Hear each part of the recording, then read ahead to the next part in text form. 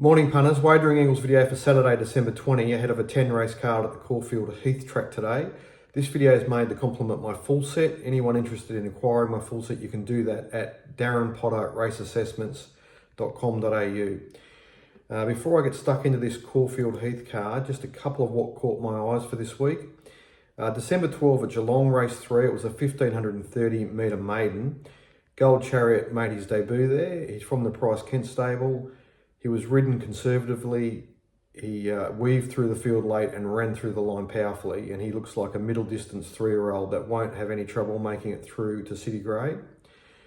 Also on December 12, but at Cranbourne in race 6, the race was won by the Volta. So he's a 3-year-old filly that's now won 2 from 4. I've spotted her doing good things in a series of jump outs, and she certainly looks, it was a reasonably deep provincial race, and she looks like a filly that can make it through to City Grade this prep at this time of year. Okay, so over to this Caulfield Heath card. The Heath track's been racing well this season. I'm not expecting any particular pattern in terms of lanes and so forth. However, there is a southerly wind.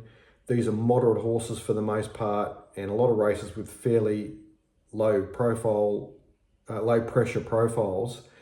So in races with low pressure with these type of horses, it's going to be a significant advantage to be in the front half.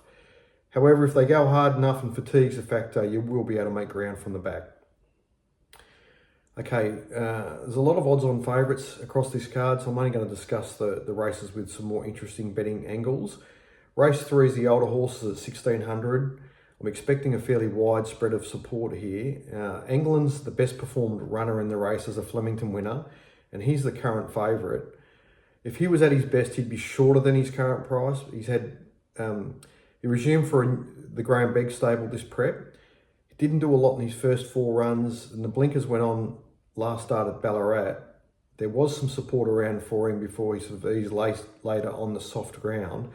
Unfortunately, he knuckled out of the gates and threw the rider there, so we didn't really get an indication of what sort of performance he was ready to produce. So there is some vulnerabilities about him as favourite.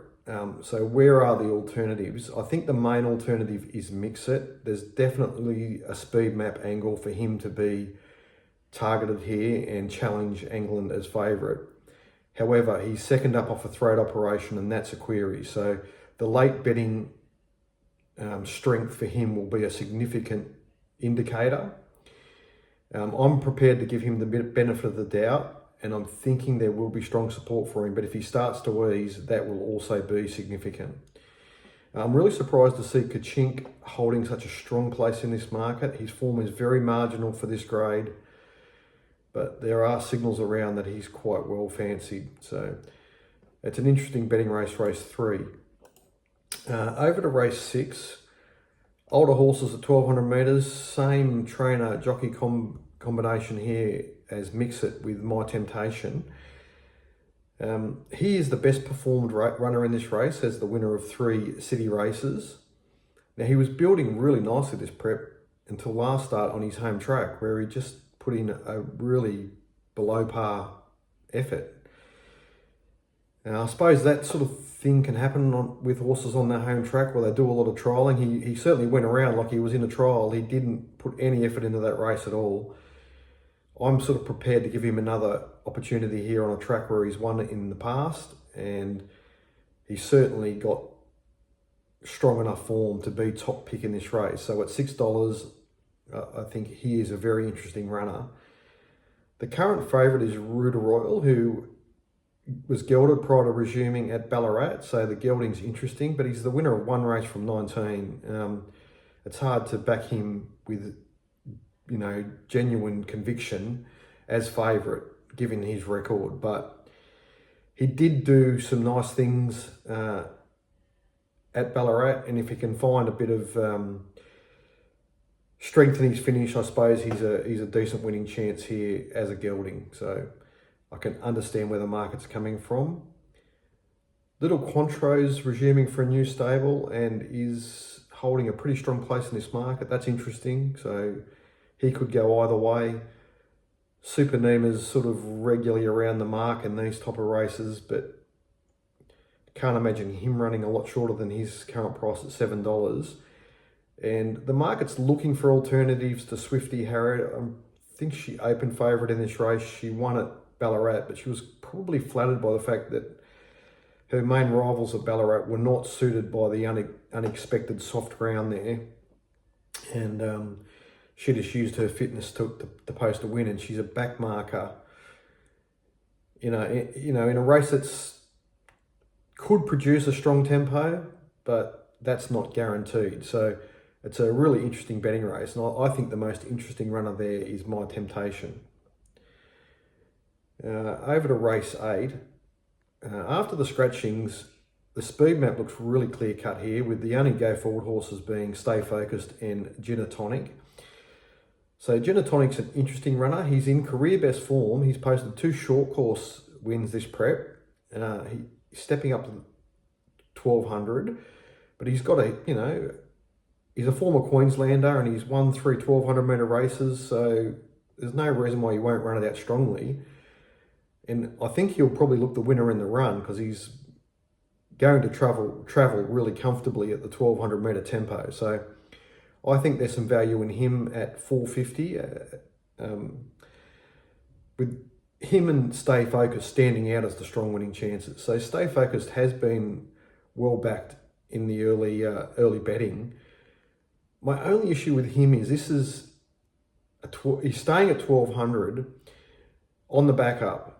And I suspect that's only the case because this is a restricted sales race, and there's good prize money on offer for a race with restricted access. So under the normal course of events, I would have expected him to be racing over 1400, where he's better suited. So they're the 2 strong winning chances. Outside of that, it's a fairly marginal race. Race 9, Beast Mode's a really good 1000 metre horse. He stands out here. Just playing it a straight bet here, he looks like a pretty good even money chance, and I expect that he is going to run a very strong favourite. The interesting betting angle, I suppose, is south of India. He moved stables prior to Ballarat, and he was just very strong in the betting there throughout, and he just posted a really comfortable win where he was never really challenged. So he's been a lot softer in this market, and the indicators are that he's not as well fancied at 1000 metres on firm ground. So I'm still a little bit wary of him, and it'll be interesting to see where this market trends late, but taking it at face value, there's a lot to like about Beast Mode. I could have marked him more aggressively than I did. And over to the last, when I did this race, Gracie's Reign was still at sort of 350 plus, and I thought she was a really attractive bet at that price. Now she's firmed right into her right price now, and I think she'll probably trade at $3 or slightly better later in the betting, but this is away from her.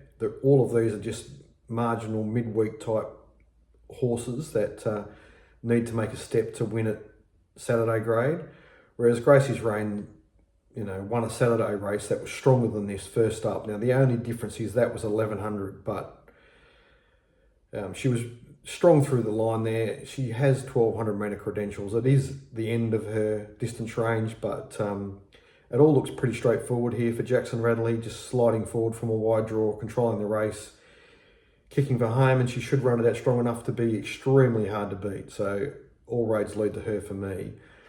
The only runner I really wanted on my side was Illy Ivy, who is a Saturday winner, albeit at 1400, and she is resuming. So perhaps she'll need the run, but I'd rather have her on my side, particularly if Gracie's Reign starts to fatigue late. There will be interest around in flyers, sort of a run-on type that doesn't win out a turn but has got some credentials. Paradise City is an interesting one. She's done a lot of racing at 1400 and not a lot at 1200, so I suppose she could do something as a run-on sprinter in a race like this, but it wasn't obvious to me as to how she would go about winning this race. And Written Bly is always thereabouts, this sort of grade Tessa, but she maps well enough to be in play here. So all roads lead to Gracie's Reign for me, but I can see why there are some angles that the market will have a look at. An interesting card, punters. I've concentrated on horses that map well. I'd rather be, with this grade of runner, I'd rather be on horses that are going to be in the front third of the field. And let's hope that approach reaps some dividends. Cheers.